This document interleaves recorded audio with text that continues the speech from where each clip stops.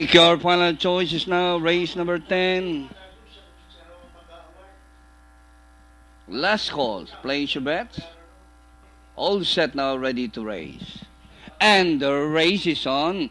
In fairness, Mr. Jason de Mansuria moving up to grab the lead is World Atlas. It's now World Atlas, the leader, followed by Mr. Jason, moving up by the rails. Atoy for us. It's still World Atlas by the rallies Atoy for us. The Mansuria in between runners alongside Mr. Jason. It's World Atlas followed by Mr. Jason. And the Mansuria running by the fourth is Atoy for us. Emperor Queen racing on the outside in fairness. And here comes Hakuna Matata. And rounding the far turn, World Atlas by a length and a half. Mr. Jason in second.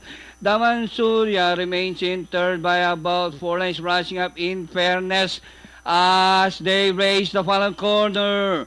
World Atlas still hanging to that half-length lead.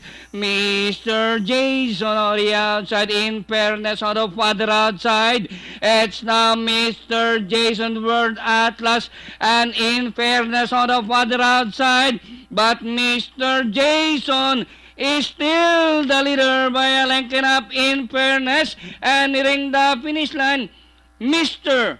Jason, in fairness, Hakuna Matata, World Atlas, Pilio.